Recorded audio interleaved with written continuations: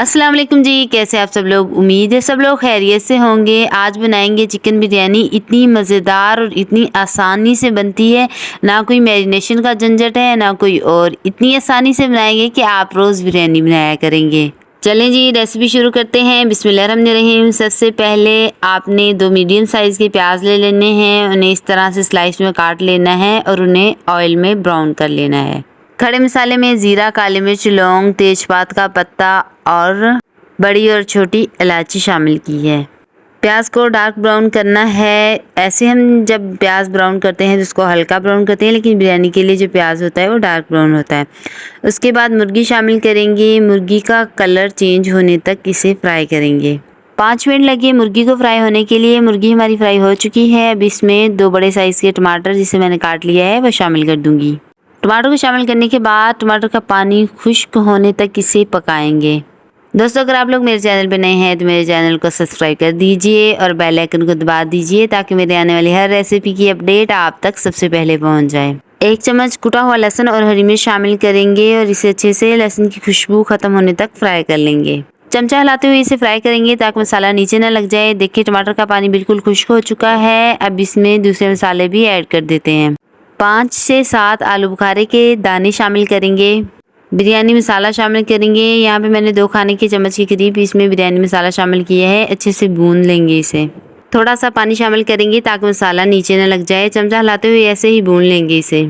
दूसरे मसाले शामिल करेंगे। 1 से 1.5 चम्मच कश्मीरी लाल मिर्च का पाउडर है, 1 चम्मच कुटी हुई लाल मिर्च है, 1 चम्मच पिसा हुआ धनिया है, 1 चम्मच साबुत ज़ीरा है, 1 चम्मच हल्दी है और 1 से 1.5 चम्मच नमक का शामिल करके इसे अच्छे से भून लेंगे।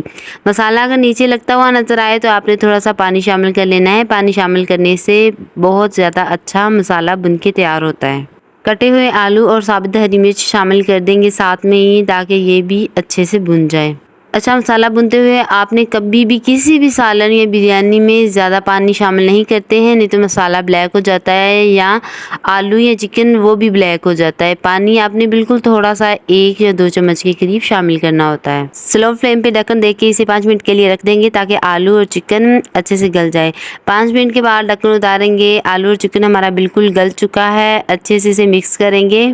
चावल मैंने बॉईल कर लिए हुए हैं साइड पे। अब इसकी तह लगा देंगे। कढ़ाई से आधा मसाला निकाल लेंगे। अब आधे मसाले के ऊपर चावल शामिल करेंगे। चावल शामिल करने के बाद इसकी अच्छे से तह लगाएंगे। फ्लेम आपने बिल्कुल स्लो दम वाली कर देनी है। यहाँ पे इसके ऊपर फिर से जो हमने आधा मसाला निकाल के रखा हुआ है वो शामिल करेंगे और इसे अच्छे से फैला देंगे। ऊपर फिर से चावलों की तह लगाएंगे और इसकी तह लगा देंगे। कटा हुआ हरा धनिया, साबित हरी मिर्च शामिल करेंगे।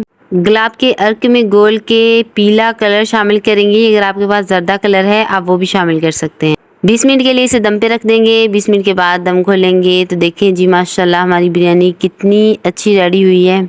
देखने में लाजवाब और खाने में बहुत ही जायकेदार।